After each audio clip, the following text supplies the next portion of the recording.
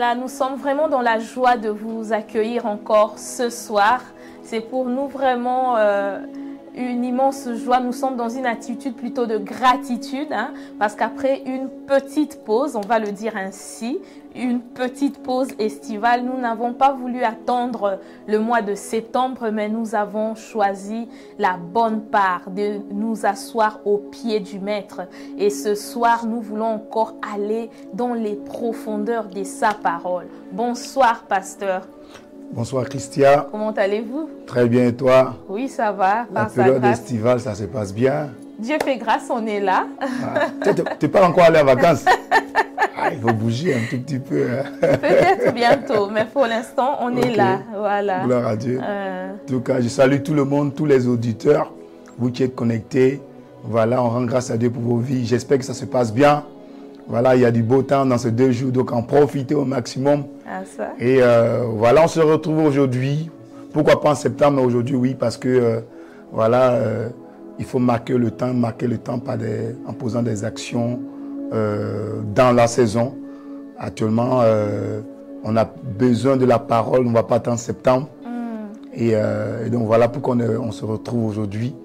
Et là où vous êtes au bon endroit. Amen. Voilà. Comme l'a dit le Seigneur Jésus-Christ à Marthe, il dit que Marie avait choisi la bonne part, se retrouver au pied du Maître. Au pied du Maître, c'est se retrouver au pied de la parole. Amen. Et moi, j'avais soif. C'est pour ça que je ne voulais pas attendre septembre. Je ne sais pas pour toi, mais moi, j'avais soif. Septembre était trop long pour moi. Il était important de pouvoir se retrouver et partager autour de la parole. Voilà. Amen. Amen. Donc, quel que soit là où vous êtes, si vous êtes en vacances, voilà. Et même si vous n'avez pas pu vous connecter aujourd'hui, parce que c'est vrai qu'il y a un programme sur la formation des cellules d'impact avec les copilotes et les pilotes. Mais voilà, on pourra revoir ensemble aussi. Voilà, ok. Donc le programme vous sera rediffusé sur YouTube. Si vous n'avez pas pu vous connecter ce soir. Voilà. Et si vous le pouvez, n'hésitez pas de partager notre lien Zoom à tous ceux qui le peuvent afin que la parole vienne encore illuminer les yeux de nos cœurs. Ça fait vraiment un moment, pasteur, qu'on ne s'est plus retrouvé sur ce plateau. Oui, ça fait un moment. Hein? Je pense que depuis mai, hein? Non, depuis juin. Voilà, je pense que c'était juste à la veille de la semaine royale. Non. Des 21 jours. Voilà, jours. exactement. Des 21 jours. C'est à ce moment-là qu'on avait marqué notre pause. C'est ça. Parce qu'après, il y avait aussi la semaine royale, juste à la sortie des 21 jours. C'est ça. Et tout ce qui a suivi. Oui. Et voilà que nous revenons aujourd'hui pour encore une fois marquer le temps, comme vous l'aviez dit si bien tout à l'heure. Et donc, je vais vous demander, si vous le voulez bien, pasteur, de nous conduire dans un moment de prière pour ouvrir cette session dans la présence de Dieu. Amen. Prions ensemble. Amen. Excellent Père de grâce, nous voulons te dire merci. Merci pour le privilège que tu nous donnes. Seigneur, merci parce que tu as pensé à nous ce soir et tu as suscité ce programme afin de pouvoir venir se retrouver à tes pieds pour que tu puisses nous enseigner, pour que tu puisses illuminer les yeux de nos cœurs, pour que tu puisses nous garder, pour que nous ne soyons pas détournés de ta parole dans cette période estivale. Seigneur, que tu nous permets de nous continuer à nous abreuver, à manger de la parole qui est pour nous notre pain quotidien. Seigneur, merci pour le privilège que tu nous as donné de se retrouver à cette plateforme. Seigneur, nous bénissons le nom du Seigneur pour tous nos bien-aimés, tous ceux qui sont connectés, pour même l'équipe de la régie qui se prépare, qui a pu préparer cette émission. Et nous rendons grâce à Dieu pour cette plateforme que tu as suscitée. Seigneur, nous voulons te recommander cette nouvelle rentrée qui commence dès ce mois. Nous prions que tu nous étires. Nous prions que tu nous émondes. Nous prions que tu permets que les fruits que tu attends à ce que nous puissions les porter puissent être manifestés en cette saison de cette année 2024. Seigneur, nous te recommandons ce moment, glorieux Saint-Esprit, Esprit de sagesse. C'est toi qui bâtis. Viens nous bâtir ce soir. C'est toi qui émondes, c'est toi qui nous conduis. Tu es l'esprit de sagesse et d'intelligence. Viens parfaire la parole que tu as mis en nous, afin qu'elle puisse porter des fruits en centuple et en multiples au nom de Jésus.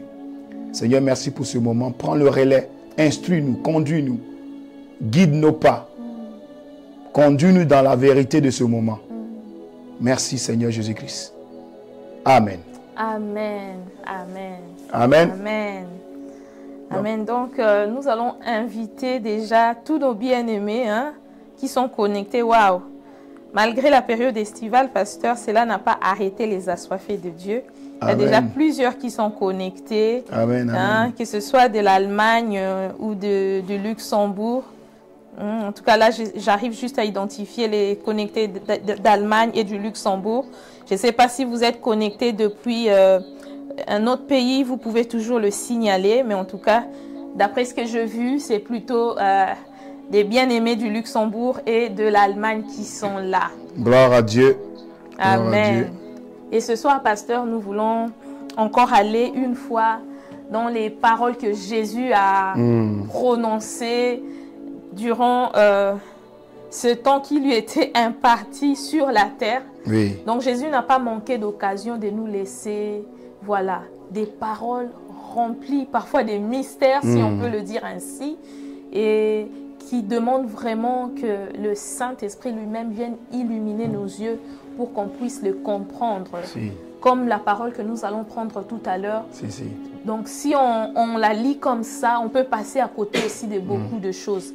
Mais nous prions vraiment que le Seigneur lui-même vienne ce soir en ce lieu, comme vous l'aviez si bien dit, qu'il puisse nous conduire. Nous voulons vraiment être émondés, qu'il nous révèle véritablement ce qui nous concerne au travers de ce texte. Amen. Et donc, ce texte mystère n'est rien d'autre que dans Jean 13. Donc, nous allons ouvrir tous ensemble nos Bibles dans l'évangile de Jean au chapitre 13. Très bien. Mais avant de le lire, j'aimerais juste, puisque c'est un nouveau départ pour cette... par la grâce de Dieu, Amen. On a démarré et on va arrêter que vers la fin de l'année. Ok? Amen. On est parti pour le dernier round jusqu'à la fin de l'année. Par sa ok? grâce. Par sa Amen. grâce. Et il est important de donner la vision de pourquoi on fait un programme. Amen. Et donc de rappeler, il faut comprendre que si vous suivez bien cette émission biblique est portée sur les paroles de Jésus. Amen. Et pourquoi? Parce que le but, primordial, le plus important, majeur de cette émission biblique est de nous centrer sur Jésus et de ramener tout un chacun à Christ, à ce qu'on soit centré sur Christ. Donc cette Amen. émission est Christ centrée, Amen. est centrée sur Christ. Voilà pourquoi c'est les profondeurs de sa parole. Et si vous avez pu constater, nous ne faisons que met en avant ce que Jésus, pendant sa vie sur cette terre, a pu enseigner à ses disciples. Voilà pourquoi on ne parle pas de Pierre, de Jean et de Jacques, on ne parle pas de l'Ancien Testament, c'est plutôt les propos de Jésus. Ça parle un peu du fait que lorsque Jésus il a envoyé les 3 disciples, Pierre, Jean et Jacques, à la montagne qu'on appelait maintenant la montagne de transfiguration. Et Pierre a dit, il est bon qu'on soit ici. Faisons 3 temples, un pour toi, un pour Élie. Et Jésus, lorsque Jésus était à cette transfiguration, la Bible dit qu'une voix se fit entendre. Et parce que c'était une erreur de la part de Pierre de pouvoir mettre Jésus au même niveau que les prophètes. Il a dit, non, et la voix se fit entendre, celui-ci est mon fils bien-aimé en qui j'ai mis toute mon affection, écoutez-le. Il n'a pas dit écoutez-les, écoutez-le. Donc le temps vient et ce temps est arrivé à ce qu'on voit, amen, on voit ensemble ce que Jésus a dit. C'est vraiment important. Toute la Bible ici, c'est de nous ramener à une seule personne, à Jésus-Christ. Amen. Et donc, lorsque Jésus-Christ parle, il est la parole faite chair. Et donc, ce que la parole faite chair, c'est vérité sur vérité. Et donc, il est important de écouter ce que lui-même il a dit. Parce que tous les autres ont parlé de la part de Jésus. Que ce soit les anciens les prophètes de l'Ancien Testament ou les disciples ils ont parlé de la part de Jésus. Amen. Et donc, ce n'est pas le même coefficient de portée spirituelle lorsque c'est lui-même Jésus qui parle. Parce qu'il est la parole faite chair. Amen. Rien n'a été créé sans lui. Tout a été créé par lui. Donc, Amen. lorsque celui qui a créé toutes choses parle, il faut faire doublement attention. Il faut prêter les 4 oreilles. Il faut avoir les 4 yeux ouverts. Et voilà pourquoi nous sommes sur les méditations de messages qu'a donné Jésus pendant son passage sur cette terre. Amen. Voilà pourquoi on est dans les profondeurs de sa parole. Amen. Ok. Amen. Et il y a beaucoup à dire ici ce que Jésus a fait. Amen. Alléluia. Voilà. Amen. Maintenant, tu peux aller dans Merci, pasteur, Jean 13. de mettre les cadres par rapport à notre programme dans les profondeurs de sa parole. Et donc là, nous sommes dans Jean 13. Nous allons commencer dès le premier verset et nous allons nous arrêter peut-être au verset 20. Et en fonction de comment vous allez me demander de pouvoir revenir sur les textes, on pourra le faire. Donc là, je vais lire dans la version second 21. Avant la fête de la Pâque, Jésus, sachant que son heure était venue de passer de ce monde au Père, et ayant aimé ceux qui lui appartenaient dans le monde, les aima jusqu'à l'extrême. C'était pendant le souper. Le diable avait déjà mis dans le cœur de Judas l'Iscariote, fils de Simon, l'intention de le trahir. Jésus savait que le Père avait tout remis entre ses mains, qu'il était venu de Dieu et qu'il retournait vers Dieu. Il se leva de table, quitta ses vêtements et prit un linge qu'il mit autour de sa taille. Ensuite, il versa de l'eau dans un bassin et il commença à laver les pieds des disciples et à les essuyer avec le linge qu'il avait autour de la taille. Il arriva donc vers Simon-Pierre qui lui dit « Toi, Seigneur, tu me laves les pieds ?» Jésus lui répondit « Ce que je fais, tu ne le sais pas maintenant, mais tu le comprendras par la suite. » Pierre lui dit « Non, jamais tu ne me laveras les pieds. » Jésus lui répondit « Si je ne te lave pas, tu n'auras pas de part avec moi. » Simon-Pierre lui dit « Seigneur, non seulement les pieds, mais encore les mains et la tête. » Jésus lui dit « Celui qui s'est baigné n'a besoin que de se laver les pieds pour être entièrement pur, et vous êtes purs, mais pas tous. » En effet, il connaissait celui qui était prêt à le trahir. Voilà pourquoi il dit « Vous n'êtes pas tous purs. » Après leur avoir lavé les pieds, il reprit ses vêtements, se remit à table et leur dit « Comprenez-vous ce que je vous ai fait? Vous m'appelez Maître et Seigneur, et vous avez raison, car je le suis. Si donc je vous ai lavé les pieds, moi le Seigneur et le Maître, vous devez aussi vous laver les pieds les uns aux autres, car je vous ai donné un exemple afin que vous fassiez comme je vous ai fait. En vérité, je vous le dis, le serviteur n'est pas plus grand que son Seigneur, ni l'apôtre plus grand que celui qui l'a envoyé. Si vous savez cela, vous êtes heureux, pourvu que vous le mettiez en pratique. Je ne parle pas de vous tous, je connais ceux que j'ai choisis. Mais il faut que l'Écriture s'accomplisse. Celui qui mange le pain avec moi a levé son talon contre moi. Je vous le dis déjà maintenant, avant que cela n'arrive, afin que, lorsque cela arrivera, vous croyiez que moi je suis. En vérité, je vous le dis, qui reçoit celui que j'aurai envoyé me reçoit, moi, et qui me reçoit, reçoit celui qui m'a envoyé. Amen. Amen. Amen, amen, amen. Amen. Si. Ah, très bien. Est-ce que vous voudriez qu'on puisse lire dans une autre version? Une autre version, peut-être parole Parole vivante déjà? Oui. Ok. Oui. Oui, on peut lire Et puis parole c'est bon. vivante. Ouais. D'accord, on s'arrête avec parole Oui, vivante. parole vivante. Et puis... Ça marche. Donc nous sommes toujours dans Jean 13. Mhm. C'était juste avant la fête pascale. Jésus savait que le moment était venu pour lui de quitter ce monde pour s'en aller auprès de son Père. C'est pourquoi il voulut donner aux siens qui allaient rester dans ce monde une preuve suprême de l'amour dont il les avait toujours aimés. C'était au cours du repas pascal. Déjà le diable avait semé dans le cœur de Judas de Kériote, fils de Simon, le dessein de trahir son maître et de le livrer.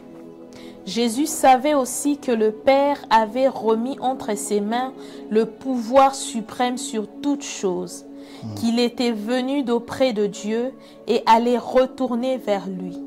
Sachant tout cela, il se leva de table pendant le dîner, quitta ses vêtements de dessus et prit une serviette de lin qu'il noua autour de ses hanches en guise de tablier.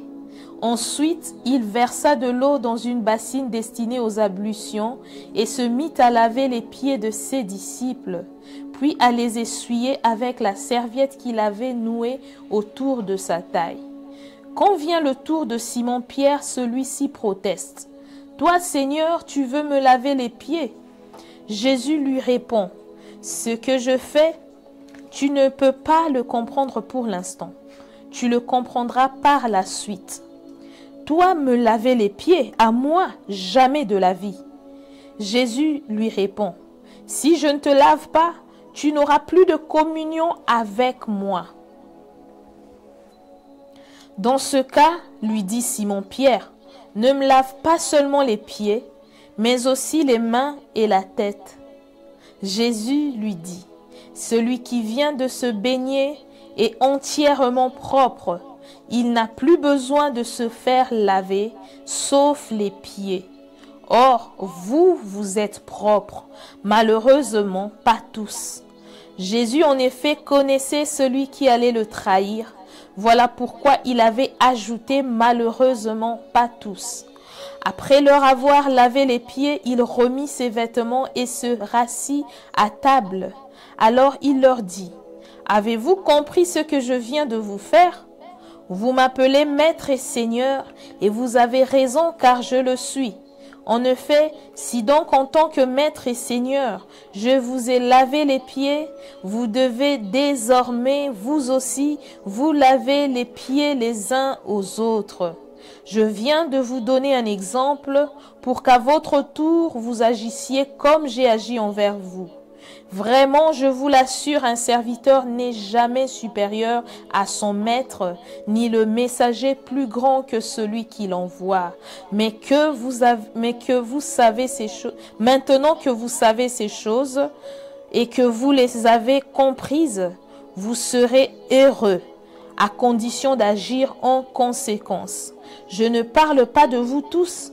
Je sais fort bien quels sont ceux que je me suis choisis.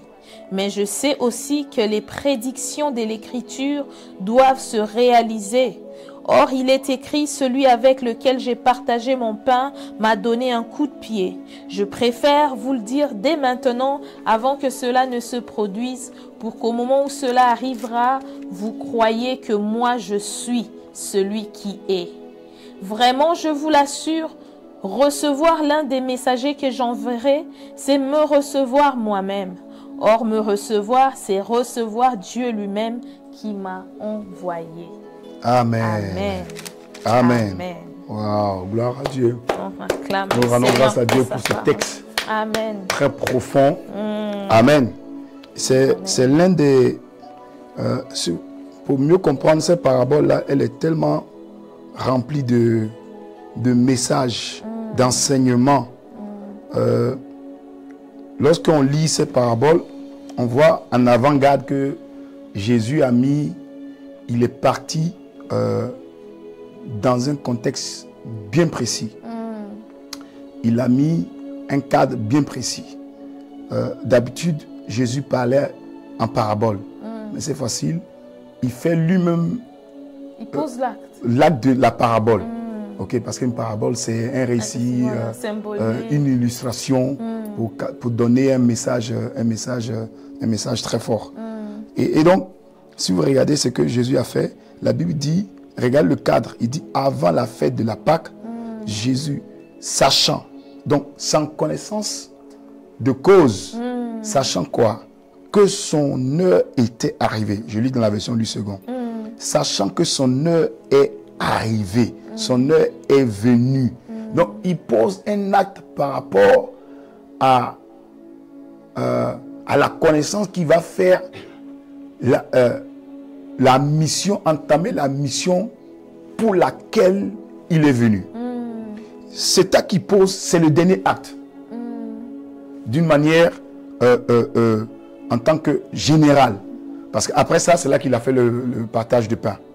Mais avant de faire le partage de pain, qui était le dernier repas, il pose cet acte. Donc, il nous dit en avant-garde que avant la fête de Pâques, Jésus, sachant que son heure était venue de passer de ce monde au Père et ayant aimé les siens qui étaient dans le monde, mit le comble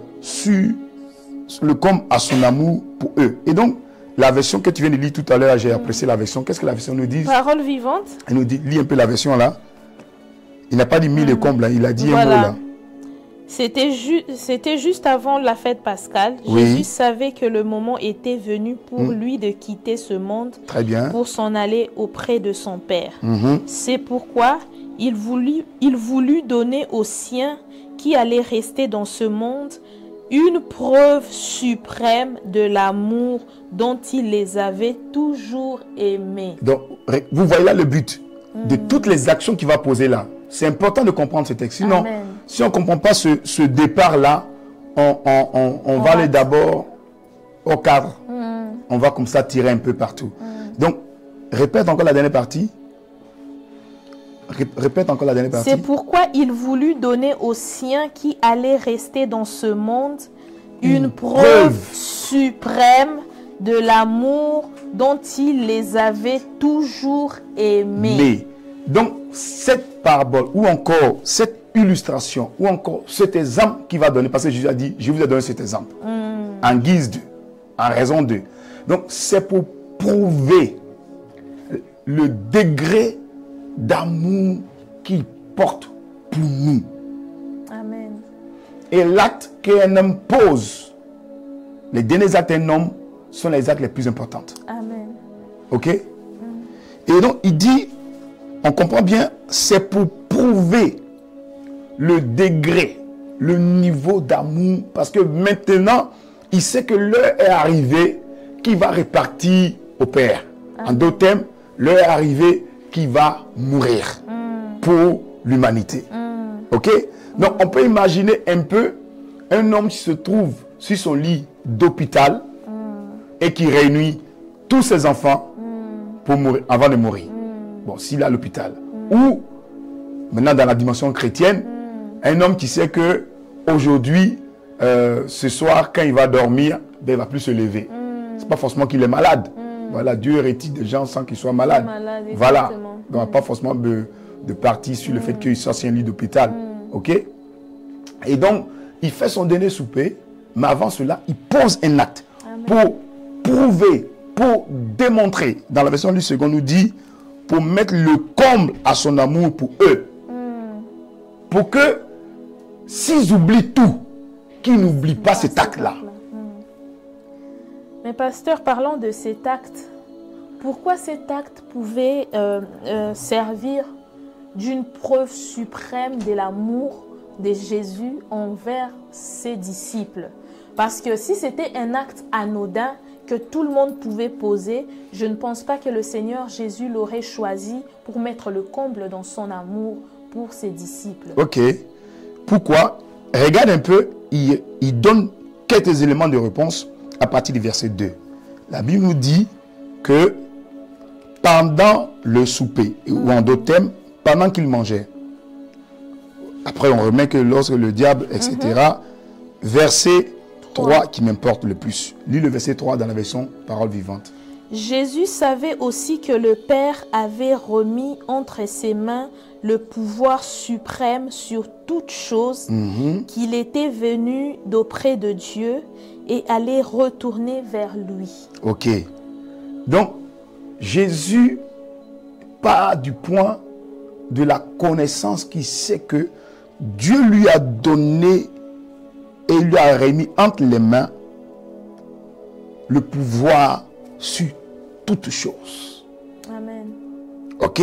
Amen. Donc, le verset qui suit nous dit, ayant conscience de cela, sachant cela, verset 3, et donc le verset 4 nous dit, se leva. Je ne sais pas qu'est-ce qu'il dit dans ta version. Sachant tout cela, il se leva de table. Très bien. Il dit, sachant quoi? Sachant ce que tu viens de dire. Redis encore, sachant Voilà. quoi? Jésus savait aussi que le Père avait remis entre ses mains le pouvoir suprême sur toute chose, qu'il était venu d'auprès de Dieu et allait retourner vers lui. Sachant tout cela, Donc, sachant, qu'il est venu, Non. que le Père a remis d'abord au départ, sachant que son heure est et arrivée. Ok, oui, ça c'est dès le départ. Sachant que son heure est arrivée Exactement. et qu'il n'a plus le temps. Sachant que c'est le dernier souper. C'est la dernière réunion. La dernière opportunité. Ok. Sachant que c'est la dernière réunion et le dernier rassemblement avant sa mission pour laquelle il avait été élu. Et secondairement, sachant maintenant son niveau d'autorité. Son niveau d'autorité. Son niveau du pouvoir que Dieu le Père lui avait légué. Ok? Donc c'est dans la conscience de son autorité et de son pouvoir que Jésus va poser un acte. Lequel? Se lever. Il ne s'est pas levé pour chercher à démontrer. La Bible a bien mis un contexte très important. Ayant conscience de cela, sachant tout ce point-là, ces deux points de l'heure qui est arrivée et que c'est la dernière minute, et donc dans une dernière séquence, on donne le plus important. Amen. Et sachant le pouvoir qu'il a, qui lui a été donné par son Père et qui répare à son Père, sachant cela, pose un acte. Il ne parle pas, parce que le texte ne dit pas que Jésus parlait. Non. Donc, le texte nous met en exergue que Jésus est rentré dans un système de conscience. Donc, il a eu une conscience d'un état de lieu de la circonstance. Sachant cela, pose cet acte. La Bible nous dit, Jésus se leva. Continue. Il se leva de table pendant le dîner, quitta ses vêtements de dessus, et prit une serviette de lin qu'il noua autour de ses hanches en guise de tablier. Ensuite, il versa de l'eau dans une bassine destinée aux ablutions et se mit à laver les pieds de ses disciples, puis à les essuyer avec la serviette qu'il avait nouée autour de sa taille. On va aller tout doucement. Jésus se leva de table. Il n'est pas dit Jésus se leva. Jésus se leva de table. Quand on est assis à table, ce n'est pas celui qui est l'autorité qui s'élève. Amen. C'est pour ça qu'on dit Jésus se leva de table. Pourquoi on met de table? La précision de table est pour montrer qu'à table, c'est les serviteurs qui s'élèvent et non le maître. C'est les serviteurs qui s'élèvent pour servir. Pour assurer le service pendant que le maître mange. Pendant que le maître, il est assis. Sûr qu'il a tout ce dont il a besoin. À table, ceux qui sont conscients de leur autorité et de leur pouvoir ne s'élèvent pas. Ils sont assis. Dans le système du monde. Dans la manière que les choses sont établies naturellement. Ok?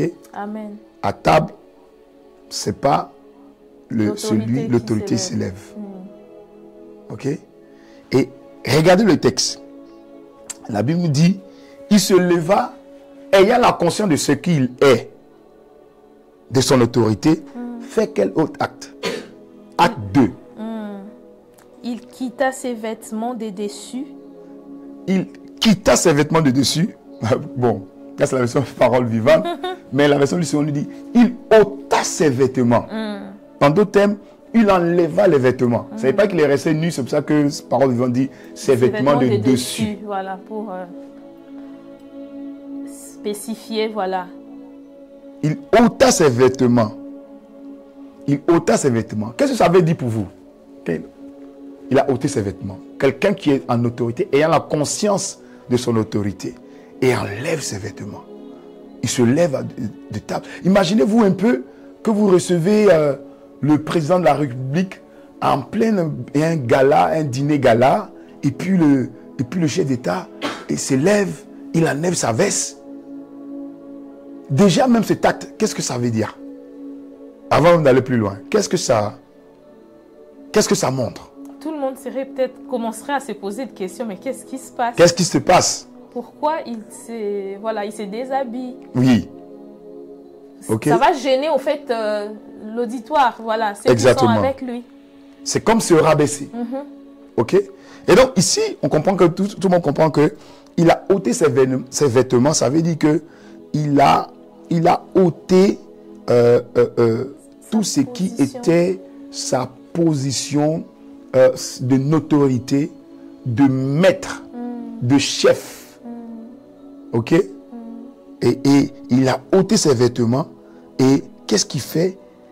Il prit un linge. Parce que quand Jésus lui-même fait partie de la parabole, lui-même, il est en train d'illustrer la parabole, chaque action qu'il met a une importance spirituelle. Amen. Ok? Amen. Je suis en train de dire les éléments, mais après on va faire les liens. Ok? Il se leva de table et ôta ses vêtements. C'est-à-dire il a enlevé ce qui était, faisait sa dignité, son autorité, sa royauté, sa puissance, sa force. Il ôta ses vêtements et prit un linge. Mais quand il prend un linge, qu'est-ce qu'il fait de ce linge-là? Il se ceint de ce linge. La Bible dit que il s'est saigné. Ça veut, en d'autres termes, il prend ce linge et il attache ça. Il n'a pas attaché sur son cou, mais il attache ça sur ses reins. Il attache sur ses reins. Et après avoir fait ça, qu'est-ce qu'il fait? Verset 5 nous dit, ensuite, il versa de l'eau dans un bassin et se mit à laver les pieds de ses disciples. Et il lave les pieds avec l'eau, puis il les essuyait avec le linge dont il s'est saigné. Donc le linge était attaché à ses reins. Ok? Maintenant, on continue. La Bible nous dit que, un verset nous explique que, il vint donc, c'est ce qui a fait que Jésus a commencé à parler un peu plus. Et ça, on bénit Dieu pour vraiment pour la vie de Pierre. Pour la vie de Pierre. Et ce qui est paradoxal, c'est que quand il a fait ça, les autres disciples, les 11, bon, je ne pense pas que Pierre était le dernier. En tout cas, ben, les autres, les précédents, n'ont fait de ça aucun cas. Voilà. Ils n'ont rien dit. C'est pour ça que je te posais la question. Quand il s'est levé, quand quelqu'un qui est dignitaire à la table se lève, tu as dit que normalement, les devait se poser des questions. Ok? Et en plus de cela, il attache un linge et il commence à laver les pieds des gens, des disciples. Et aucun disciple avant Pierre n'a posé une question à Jésus. Et ça, c'est pas normal. Amen. C'est pas normal. Oui, pasteur, c'est quand même incroyable parce que quand on regarde plus ou moins les disciples, ils avaient l'habitude de poser des questions à Jésus. Oui. Hein, après des discussions, ils pouvaient parler à la foule. ils revenaient pour poser des questions. On n'a pas toujours mentionné qui a posé la question, mais ils ont toujours posé la question. Mais sur ce point-là, ils sont restés un peu comme muets.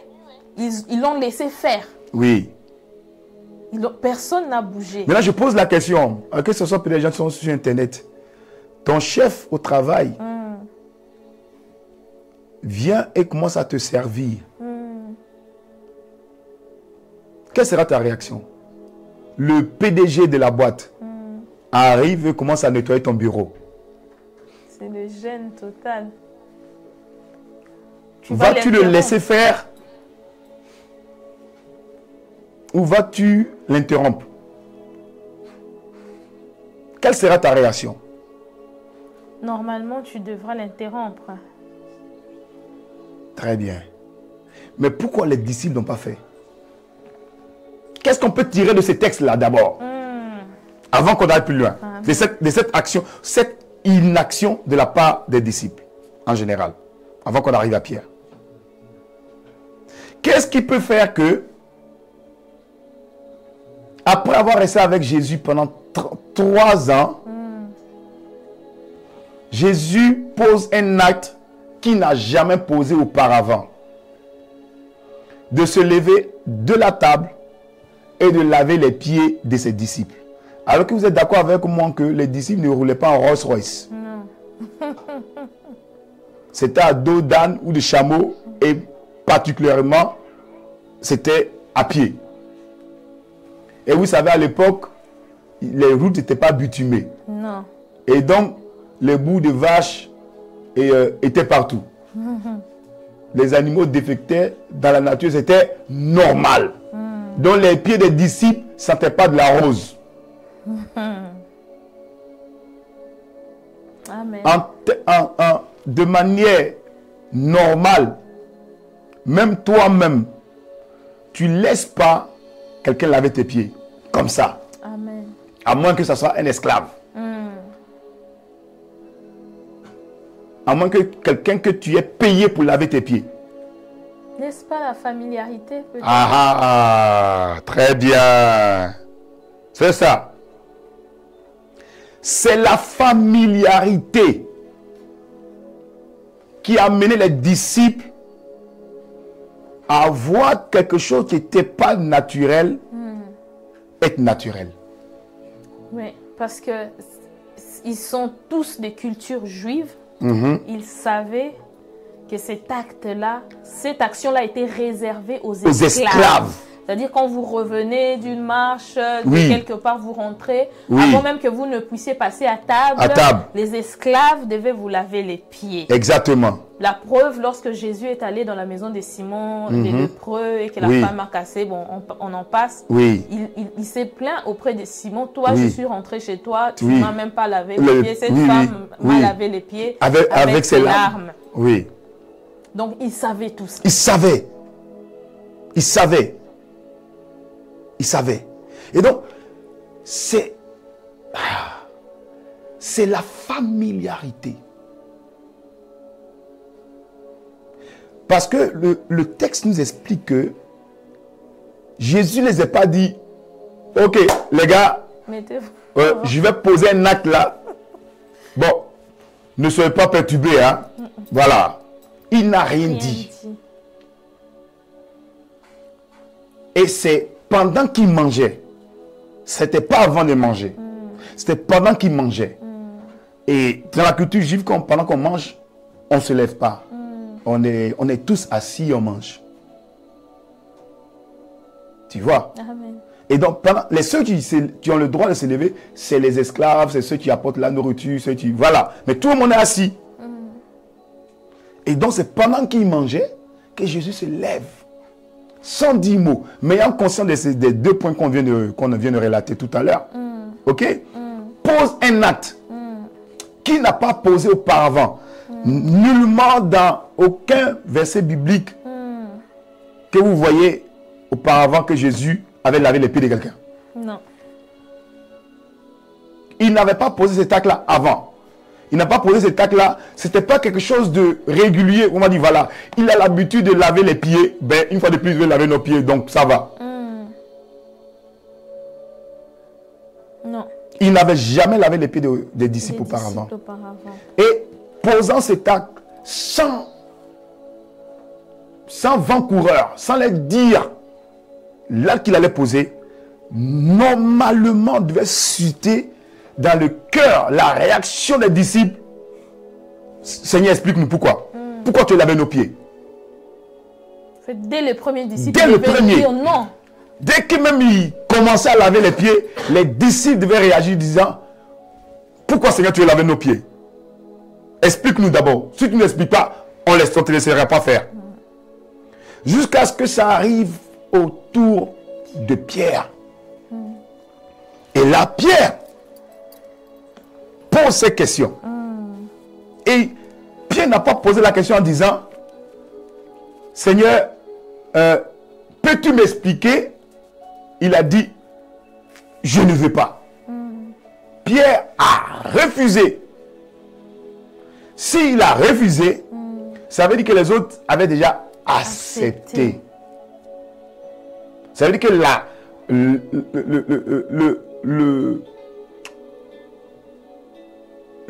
l'attitude que présentaient les disciples, peut-être qu'ils n'avaient pas parlé, mais leur attitude reflétait qu'ils étaient en accord. Oui, c'était bon. Leur attitude présentait que ils ne posaient pas de questions au Seigneur en disant, mais il a mes pieds, mais qu'est-ce que ça veut dire? Et puis, sans qu'on allait, on pouvait dire que Pierre allait parler, parce qu'il était le porte-parole de tout ça. Voilà. Il allait dire, mais Seigneur, mais pourquoi tu laves nos pieds? On allait dire, par exemple, lorsque Jésus commençait à laver les pieds, Pierre posait la question, mais Jésus, pourquoi veux-tu laver nos pieds? Mais là, la réaction de Pierre n'était pas collective. Non. Elle était individuelle. Et elle était, il n'y avait pas un vent coureur. C'est-à-dire que on n'a pas dit que Pierre de côté s'étonna, se posait des questions. Non. C'est-à-dire qu'il était là, il regardait. Et quand arrivait son tour, il a dit, tu n'as pas mon pied. Tu n'as pas mon pied. C'est la preuve que Pierre n'avait pas laissé la familiarité rentrer dans sa relation avec Jésus. Alors qu'il était l'un des plus proches de Jésus. Avec Jean et Jacques. Que tous. Que tous. Donc, première leçon ici. Entre la relation entre le serviteur et le maître, tu dois être proche de ton serviteur, de ton maître, et en même temps loin de lui. Tu dois être proche de ton Seigneur et loin de ton maître.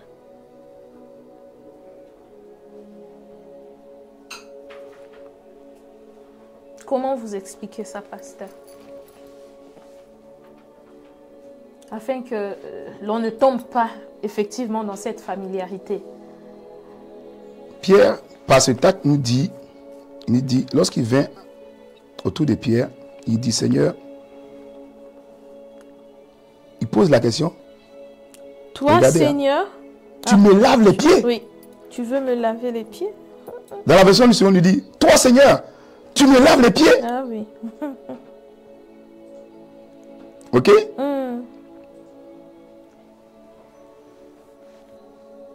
Pierre avait compris que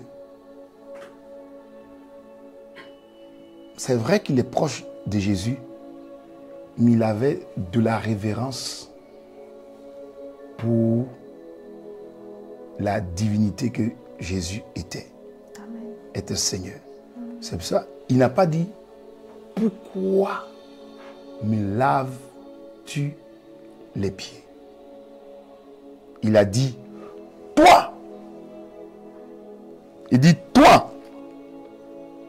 Tu me laves les pieds? Toi. Il a dit quoi? Toi. Exemple, virgule. Il a dit toi, Seigneur. Il a dit toi, Seigneur. Tu me laves les pieds? quand il dit toi, il parle de l'identité qu'il est. Amen. Tu es mon Seigneur. Ok? Amen. Je vous avais parlé de la dimension sauveur, la dimension Seigneur. C'est ça. Le sauveur, on est proche. Le Seigneur, il y a une certaine révérence. il doit avoir une distance. Parce que tu peux parler à un sauveur. J'ai dit qu'un sauveur, c'est celui qui se met au service. Mais un Seigneur, c'est lui à qui on se met au service. Un sauveur vient à toi. Mais c'est toi qui vas au Seigneur. Voilà. C'est toi qui vas au Seigneur. Le Seigneur ne vient pas à toi. Mais c'est le Sauveur qui vient à toi. Et donc, Jésus est en train d'opérer maintenant dans la dimension non Seigneur, mais la dimension Sauveur. Parce que c'était l'acte pour expliquer ce qu'il allait aller faire à la croix. Parce que le cadre qui a été mis au départ était pour stipuler que c'est dans une saison dans laquelle Jésus allait aller à la croix. Donc pour aller à la croix, ce n'est pas un Seigneur, tu vas à la croix. Il faut un sauveur. Donc il enlève, ayant la conscience de son autorité. C'est ce qu'il rappelle le texte de Philippiens chapitre 2. Amen. C'est ça, hein? Amen. Ayez en vous les mêmes sentiments qu'avec Jésus-Christ. De qui n'a pas regardé d'être égal à Dieu, mais s'est humilié lui-même. La Bible nous dit, il s'est dépouillé. C'est ça qu'il est en train d'illustrer ici. Amen. Là, tu peux prendre Philippiens chapitre 2, si tu veux. Il s'est dépouillé. Amen. Donc, c'est un acte prophétique que Jésus est en train de faire, de passer de Seigneur à Sauveur. Ouais, tu peux lire. Que votre attitude, nous lisons à partir du verset 5 directement, que votre attitude soit identique à celle de Jésus-Christ. Lui qui est de condition divine, il n'a pas regardé son égalité avec Dieu comme un butin à préserver, mais il s'est dépouillé lui-même en prenant une condition de serviteur, en devenant semblable aux êtres humains. Reconnu comme un simple homme, il s'est humilié lui-même en faisant preuve d'obéissance jusqu'à la mort, même la mort sur la croix. Amen. Donc le point ici, c'était, il s'est dépouillé lui-même. Et regarde, verset 7 nous dit, mais il s'est dépouillé, version 2 secondes nous dit, il s'est dépouillé lui-même en prenant une forme de serviteur. C'est ça. Donc Jésus, ayant la conscience de sa seigneurie, va maintenant se dépouiller de lui-même et va prendre la forme de serviteur et donc de sauveur. Et là, Pierre n'a pas capté. C'est pour ça il s'est... Et il lui dit, toi Seigneur, il n'a pas dit toi Sauveur. Non. Il dit toi Seigneur, nous laver les pieds. Jamais. Noé. Pourquoi? Parce que pour Pierre, Jésus reste Seigneur même s'il a enlevé son manteau de seigneurie. Mais pour le reste des disciples, dès que Jésus a enlevé son manteau de seigneurie, il a ôté ses vêtements, il est devenu serviteur pour eux. C'est pour ça qu'ils n'ont pas réagi. Quand Jésus a enlevé son manteau et qu'il s'est laissé avec ses simples vêtements, pour eux, dans les pensées, Jésus est devenu comme eux simplement. Voilà pourquoi ils n'ont pas fait de ça aucun cas. Et cela était une preuve de leur attitude de familiarité qu'ils avaient à l'égard de leur Seigneur Jésus. Est-ce que vous me suivez? Amen. Est-ce que ceux qui sont connectés, vous me suivez? On va voir un peu s'il y a des Non, commentaires. on continue. Ils peuvent démuter les micros et puis vont expliquer. Mais ce dernier acte-là, bien-aimé, est très profond. Très profond. Amen. Et regardons maintenant. Donc, on continue. Maintenant, il lave les pieds. Et donc, on arrive à la part de Pierre et qui va nous amener à ce que Jésus puisse aller plus loin. Jésus dit, lorsqu'il a dit, toi, Seigneur, tu me laves les pieds. Jésus lui répondit, ce que je fais, tu ne le comprends pas maintenant. Donc, ça veut dire que l'acte qu'il pose là, c'est pas un acte juste de laver les pieds des gens parce que les pieds, parce que Jésus est arrivé, voilà, je sais pas, c'est mon dernier jour, je dois partir, bon, qu'est-ce que je dois faire? Non. Il y a une compréhension spirituelle qui découle de l'acte que Jésus est en train de poser. Voilà pourquoi il dit, ce que je fais, tu ne comprends pas maintenant. Parce que selon Pierre, Jésus est Seigneur. Et un Seigneur ne peut pas se comporter à un serviteur. C'est le Sauveur qui se comporte en serviteur.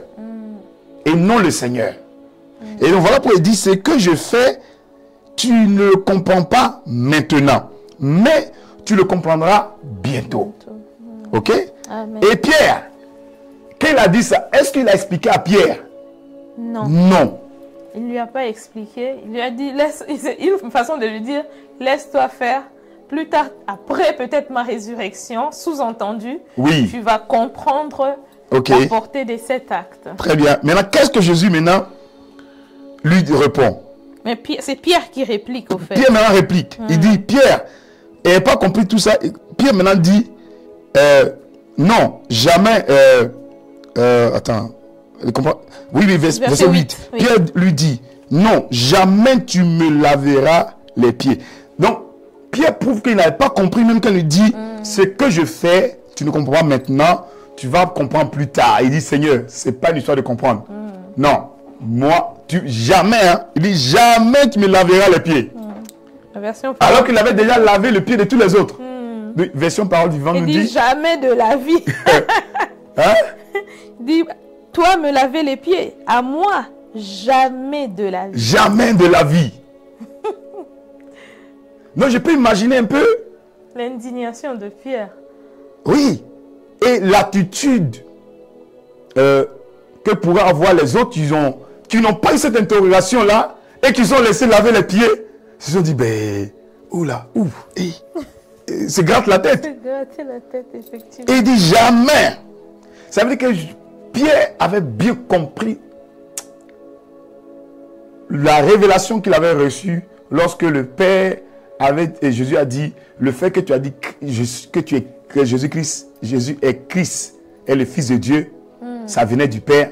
Cette parole-là est restée en lui. Amen. Est restée vraiment en lui.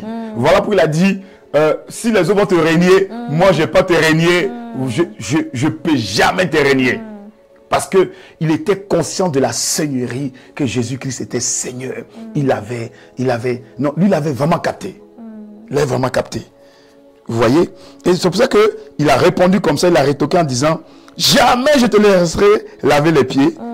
Et puis, Jésus maintenant reprend. Jésus lui dit, si je ne te lave, en guillemets, les pieds, tu n'auras point de part avec moi. Tu n'auras point de part avec moi. Verset 9, Simon lui dit, ah, Seigneur, il reste encore dans Seigneur. Seigneur, non seulement les pieds, mais encore les mains et la tête. En d'autres termes, lavement complet. Ok? Amen. Verset 10, Jésus lui dit, celui qui est lavé n'a besoin que de se laver les pieds pour être entièrement pur. Et vous êtes purs. Je ne vais pas rajouter le fait qu'il dit, non pas tous, parce qu'il parlait là de Judas. Il dit, vous êtes purs. Mais il faut juste laver les pieds. Car vous êtes purs. Ok. Qu'est-ce que ça explique ici? Qu'est-ce que vous comprenez dans ce paragraphe-là? Avant même de demander qu'est-ce qu'on comprend, pasteur, moi, ma question, ça revient encore sur l'aspect toujours des pieds, le fait de laver les pieds. Dans la, comment je vais dire, dans tout ce qui est cérémonie qui pouvait précéder le fait de manger l'agneau pascal dans la tradition juive, est-ce que cet acte-là rentrait aussi avant même que Jésus ne vienne pour accomplir totalement la Pâque? Oui. Les Juifs, oui, dans tout ce qu'ils faisaient comme cérémonie, tradition, avant de pouvoir manger l'agneau pascal. Oui. Parce que là, Jésus dit clairement que celui qui vient de se baigner, parce que les Juifs s'est purifié avant de manger l'agneau pascal, autre. Donc, il y avait donc il y avait un acte qu'il posait. C'est pour ça qu'il lui dit, parce qu'il vient déjà de se laver, donc de se baigner, ils sont déjà purs. Et donc, il faut juste se laver les pieds pour qu'ils soient totalement purs. Il n'a pas besoin de laver tout le corps. Oui. Maintenant, qu'est-ce que cela pouvait susciter dans le cœur des disciples, au fait? Quoi? Le fait de laver ou le fait de laver les pieds? Voilà. Ok. Ok. Ok, très bien. Pour comprendre ça, si tu vois, Jésus, il a donné un indice ici, puisque il a dit, ce que je fais maintenant, tu le comprendras plus tard. Et si vous voyez dans le chapitre 15 de Jean, tu vois, Jésus a donné un indicateur. 14 000 a encore commencé à expliquer ce qu'il a fait ici dans le 13. Et dans le chapitre 15, vous voyez qu'il a repris le même mot lorsqu'il s'agissait où celui qui a lavé, dans le verset 9, verset 10, Jésus dit, celui qui a lavé n'a pas besoin de se laver les pieds pour être entièrement pur. Vous êtes purs, mais pas tous. Il dit, vous êtes purs. Ensuite, il lit Jean 15. Hein? Jean 15, tu comprends que il dit, pourquoi il dit, il faut que je mette bien le contexte ici, s'il vous plaît. Qu'est-ce qui a fait que Pierre a dit, non seulement les pieds, mais les mains et la tête? Parce que Jésus a dit, que si je ne te le lave pas les pieds, tu n'auras point de part avec moi. Quand il dit tu n'auras point de part avec moi, qu'est-ce que ça veut dire? Ça veut dire, ce qui donne ici dans le Jean chapitre 15, il dit, je suis le sceptre, je suis le vrai sceptre, et mon Père est le vigneron. Tout sarment qui est en moi et qui ne porte pas de fruits, je la retranche. Et tout sarment qui porte du fruit, il le montre afin qu'il porte beaucoup de fruits. Déjà, vous êtes purs à cause de la parole que je vous ai annoncée. Demeurez en moi et je demeurerai en vous, comme le sarment ne peut pas de lui-même porter de fruits s'il ne demeure attaché au sceptre. Ainsi, vous ne portez plus, vous ne pouvez non plus si vous demeurez à moi. Je suis le sceptre et vous êtes le sarment. Celui qui demeure en moi, en qui je demeure, porte beaucoup de fruits. Car sans moi, vous ne pouvez rien faire. Et donc, on comprend ici, là, c'est parler de fruits. On parle des œuvres. Et Jésus dit ici à Pierre, si je ne te lave pas les pieds, tu ne pourras pas prendre part avec moi. Pas avec moi. Ça veut dire que tu ne pourras pas bénéficier de ce que j'ai. En d'autres termes, tu ne pourras pas porter du fruit. Ok? Tu ne pourras pas porter du fruit. C'est pour ça qu'il dit dans Jean 15 que vous êtes purs. La même chose qu'il a dit dans le Jean 13, vous êtes purs. Maintenant, laver les pieds. Ça signifie quoi? Et puis, si vous regardez l'acte que Jésus a posé, la Bible nous dit, on retourne un peu en arrière, verset 4, il se leva de la table, ôta ses vêtements, prit un linge, donc il s'est saigné. Ensuite, il versa de l'eau dans un bassin et s'est mis à laver les pieds et les essuyer avec le linge, donc il s'est saigné. Et donc, il a lavé, il n'a pas juste lavé, mais il a aussi essuyé. Il a aussi essuyé avec le linge.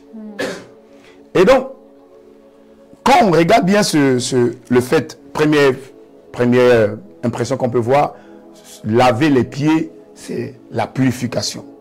C'est la sanctification. Ok? Il a lavé. L'eau sert à purifier. Ok? On est tous d'accord. L'eau, c'est la purification. Amen. Voilà pourquoi il a dit, vous êtes celui qui s'est lavé, n'a besoin que de laver les pieds pour être entièrement pur. Voilà. Ok? Et donc, c'est la purification. Mais il y a un acte qu'il a posé qui m'a intrigué. C'est le fait qu'il a essuyé les pieds des disciples avec un linge. Et le linge, là où il a placé le linge, en dit long, qui donne un indice de ce quoi laver les pieds. Pour quelqu'un qui s'est déjà lavé. Il a attaché le linge sur sa taille, autour de sa taille. Ça signifie quoi? Ça ne vous rappelle pas quelque chose? Ça nous ramène à l'armure très bien. De Dieu. Voilà, les armes de Dieu. Ça vous ramène aux armes de Dieu. Et les armes de Dieu, la première armure, c'est laquelle?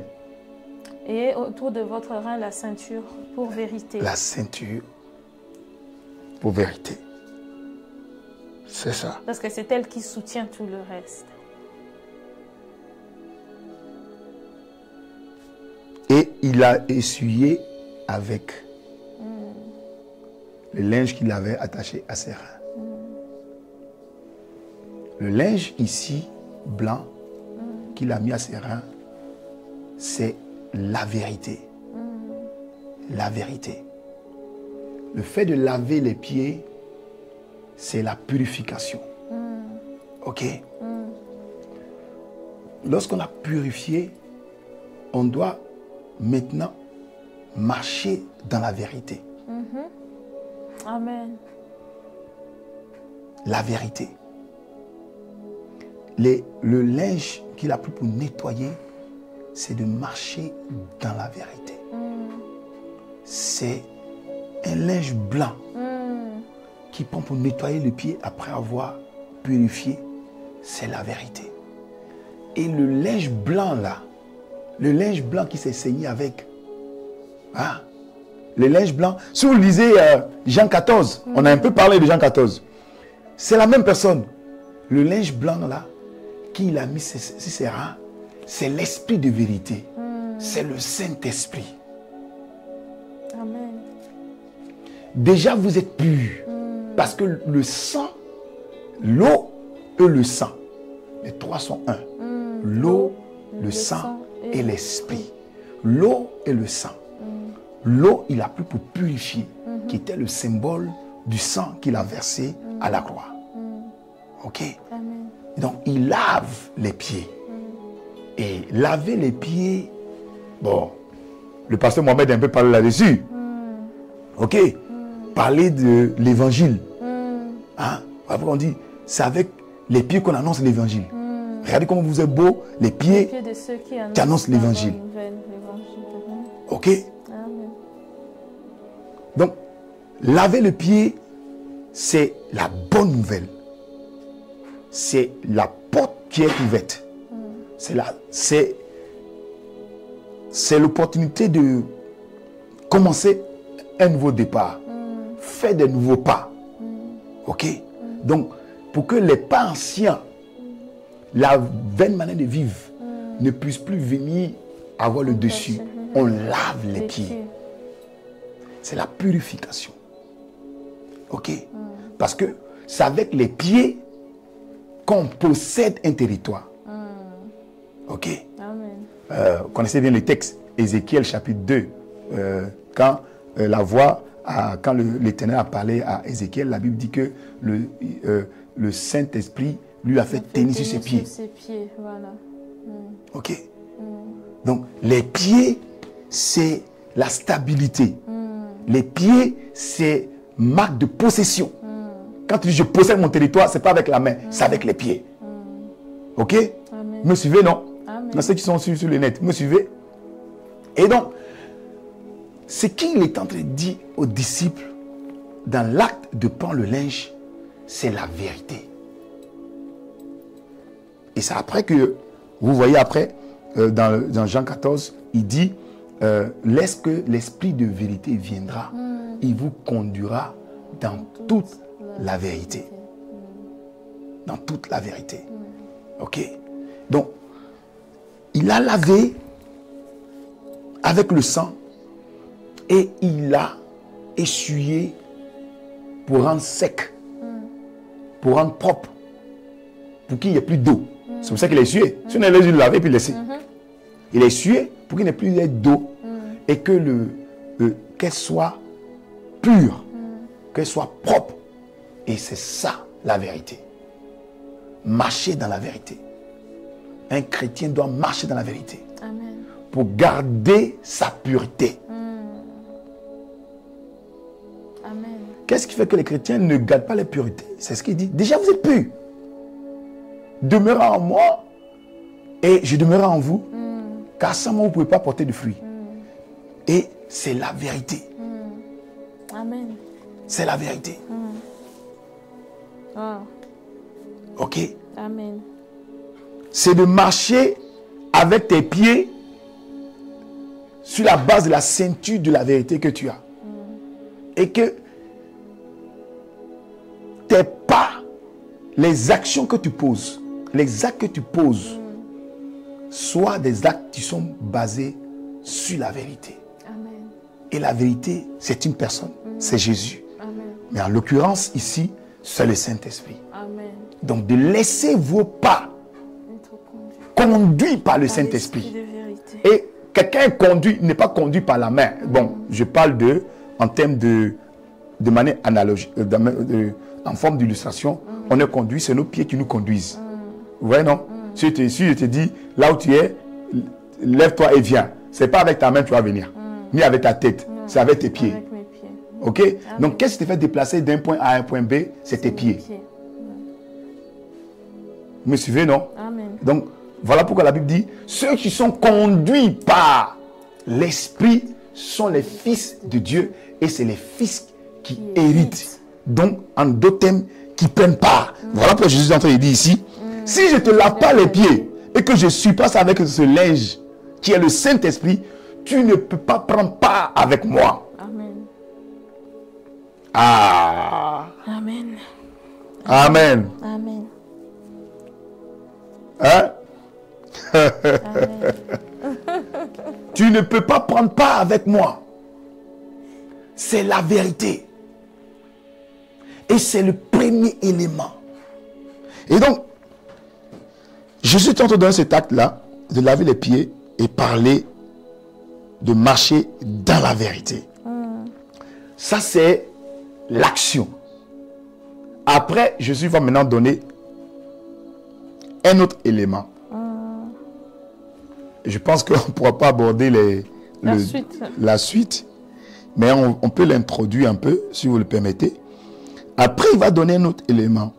Verset 12, c'est ça? Oui, tu peux continuer. Verset 12. Après leur avoir lavé les pieds, il remit ses vêtements et se rassit à table. Et il a dit. Alors il leur dit, avez-vous compris ce que je viens de faire? Voilà. Maintenant, c'est la deuxième étape. Avez-vous compris ce que je viens de faire? Verset 13. Vous m'appelez maître et Seigneur. Et vous dites bien, car je le suis, c'est-à-dire je suis Seigneur et maître. Si donc je vous ai lavé les pieds, moi, le Seigneur et maître, vous devez aussi vous laver les pieds les uns les autres.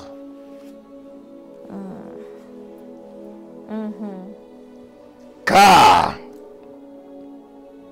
je vous ai donné un exemple afin que vous fassiez comme je vous l'ai fait. En vérité, je vous le dis, le serviteur n'est pas plus grand que le maître, ni l'apôtre plus grand que celui qui a envoyé. Si vous savez ces choses, vous êtes heureux pourvu que vous les pratiquiez. Ok? Amen. Ah, Seigneur. Wow. Ah, Seigneur. Donc, l'action ici, laver les pieds, laver, c'est la purification. Les pieds, c'est ce qui te permet d'avancer. C'est un peu comme il a dit, l'acte dont l'ordonnance prévalait contre nous, il l'a effacé. Hein? Et il l'a cloué à la croix. Donc, quand il lave les pieds, il est en train de effacer. Il est en train de purifier. Il est en train de nettoyer. Et le fait qu'il prend maintenant le linge pour essuyer, ça veut dire maintenant, tu marches dans une nouveauté de vie appelée la vérité. Amen. Et la vérité maintenant par rapport à ton appel. Voilà pourquoi on aime bien le passage qui nous dit, vous connaîtrez la vérité et la vérité vous affranchira. Donc, il est en train d'expliquer ici à ses disciples. Après, il explique le fait de se rabaisser, le fait d'être au service des autres, le fait d'être serviteur étant maître. Si tu veux être maître, tu dois être serviteur des autres. Mais le point important ici, là, c'est la vérité. Parce que ce qui fait que quelqu'un devient impur, c'est lorsque il n'est plus dans la vérité. Amen. Amen. Est-ce qu'il y a des questions? Ah, c'est toujours... Oui, c'est méditatif aujourd'hui. Amen. Et la chaussure du zèle de l'évangile est la parole de la vérité. Pourquoi on dit une chaussure?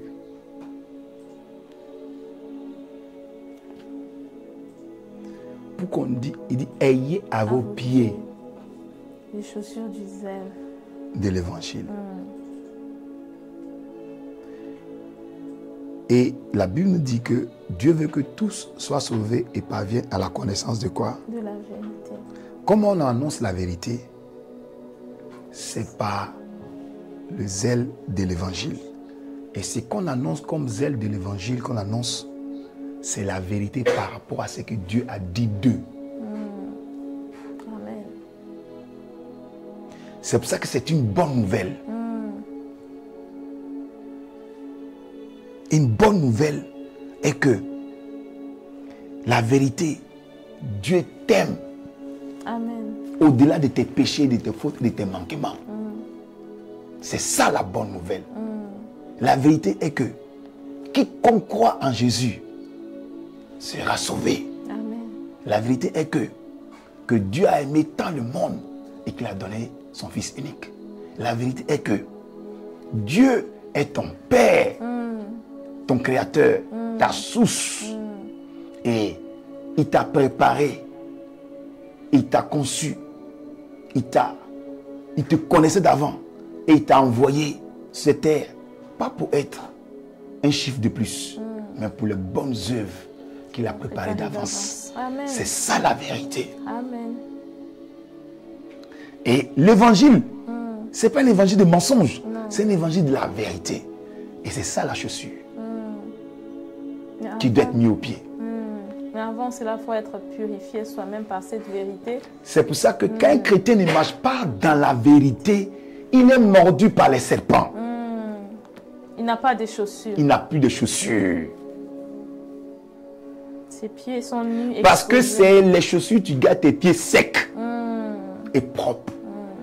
C'est ça la symbolique de prendre le linge blanc, de le sécher pour que ça reste pur et propre. Wow. Et lorsque un chrétien annonce la vérité de l'évangile, ses pieds ne sont pas desséchés. Ses pieds ont toujours des chaussures qui font qu'il ne peut pas être mordu, même s'il marche sur des épines. Il vit parmi les scorpions. Il ne peut pas être mordu parce que les pieds sont des chaussures appelées le Saint-Esprit. Quand tu marches dans la vérité, les chrétiens ont lavé les pieds, mais le deuxième aspect de nettoyer avec le linge blanc qui est la ceinture de la vérité, ils ne le font pas. Voilà pourquoi les chrétiens sont constamment en train de laver les pieds. Ah là là.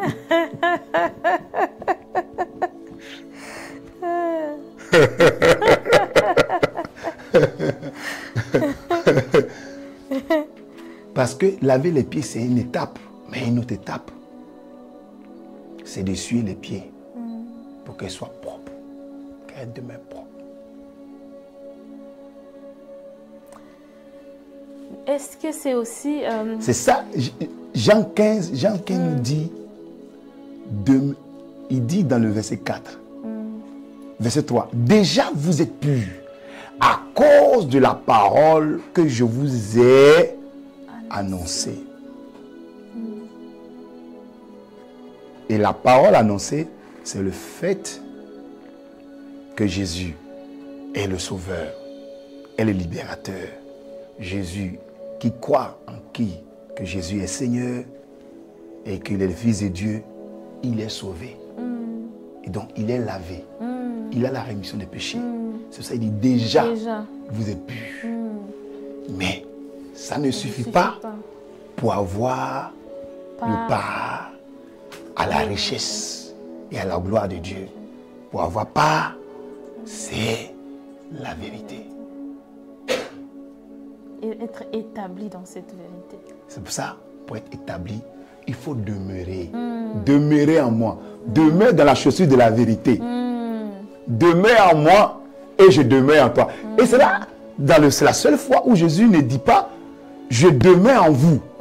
Il dit demeurez en moi. C'est alors que je demeurerai en vous. Car c'est le pied qui a besoin de la chaussure. Et non la chaussure qui a besoin d'un pied. Amen. On met le pied dans une chaussure. Et non, on met une chaussure sur un pied. Amen. Donc, qui doit demeurer en? C'est le pied. En quoi? En moi. En qui? En la vérité. Amen. Amen. Waouh. Le texte nous parle de la vérité permanente. Parce que la vérité, la vérité,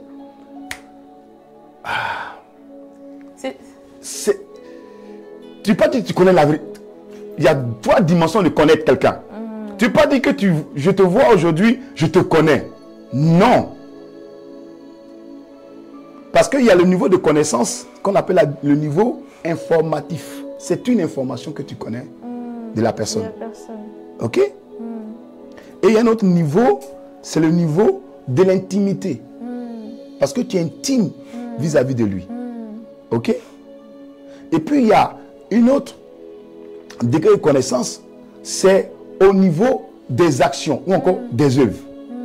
Tu connais quelqu'un parce qu'il a fait ça. Tu connais quelqu'un parce que... Mais tu peux dire, la vraie connaissance vient au troisième niveau, au niveau de l'intimité. Ok? Mais pour que tu puisses être au niveau de l'intimité, si vous regardez Jean 15, il parle de demeurer en moi. Regardez, hein, lisons. On va terminer là. On termine dans 30 secondes. Il dit, il dit, je prends le verset 9 de Jean 15. Comme le Père m'a aimé, je vous aime aussi. Demeurez dans mon amour. Si vous gardez mes commandements, vous demeurez dans mon amour. Ok? Et il dit, de même que j'ai gardé les commandements de mon Père et que je demeure dans son amour. Je vous ai dit ces choses afin que ma joie soit en vous et que vos joies soient parfaites. Et donc, il parle là de commandement. Maintenant, on avait étudié ensemble la parabole de celui qui est l'homme prudent, qui a creusé, et qui a bâti sa maison sur le roc. Ok? Mais il parlait du contexte de celui qui a creusé, un homme prudent, c'est celui qui obéit à la parole. Ok? En d'autres termes, c'est celui qui marche dans la vérité. Qui demeure dans la vérité. Et donc, demeurer dans la vérité pour prendre part avec Jésus. Demeurer dans la vérité. Amen. Et cette vérité-là, elle est d'abord, cette vérité, il a commencé à l'expliquer en disant le fait de aimer les autres, et voilà, de faire le bien. Il explique après le fait de dire l'exemple que j'ai donné, vous comprenez, vous m'appelez maître, verset 13, vous m'appelez maître et seigneur, et vous dites bien car je le suis. Et si donc je vous ai lavé les pieds, moi le Seigneur et les maîtres, vous devez laver les pieds les uns les autres, car je vous ai donné un exemple afin que vous fassiez comme je vous l'ai fait. Amen. Et donc, on va arrêter sur ce point, on va continuer la semaine prochaine, toujours sur le même texte. Après, on va expliquer d'autres points sur les pieds. Hein? Oui. On a juste pris un point sur les pieds. Voilà. Les pieds ici, c'est l'évangile, c'est la vérité, marcher dans la vérité. Quand tu demeures dans la vérité, tu n'auras pas. Parce que tu es déjà dans la vérité. C'est pour ça qu'il dit que tu es déjà pur. Tu es déjà pur. Mais tu demeures dans la vérité. Quand tu demeures dans la vérité, tes pieds sont toujours propres. Amen. C'est ça. Wow. Voilà. On arrête là aujourd'hui. C'était vraiment... Waouh, on peut le dire. Nous rendons grâce à Dieu. Et on peut voir combien c'était profond parce que même ceux qui nous suivent en ligne sont restés attentifs. Hein? Je vois que vous avez reçu. Ils sont restés attentifs, méditatifs. On a suivi et nous croyons vraiment que par la grâce de Dieu, nous avons compris cet aspect que d'être établis dans la vérité. Parce que du moment que nous sommes déjà sauvés, nous avons été purifiés. Et le malin, son truc, c'est de nous embrouiller pour que nous ne puissions pas garder la conscience de ce que Jésus nous a déjà établi dans la vérité. Nous devons continuer de marcher dans cette vérité. Et cela en annonçant la bonne nouvelle, l'évangile. Tu demeures dans la vérité et la vérité demeure en toi, tu porteras du fruit. Amen. Tu demeures dans la vérité, tu auras part à ce que le Seigneur a prévu pour toi. Amen. Si. Amen. Donc ici, voilà les 2 points. On va parler encore plus après sur les autres éléments, sur le pied, sur laver les pieds. Ça, on n'a pas terminé. Voilà. Donc, par la grâce de Dieu, nous nous retrouvons le mercredi prochain.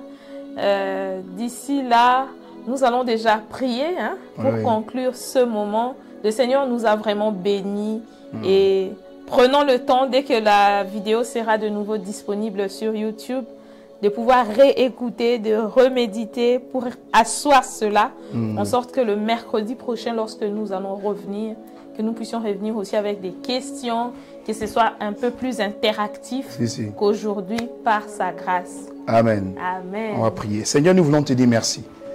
C'est toi qui es le consommateur de notre foi, l'esprit de vérité.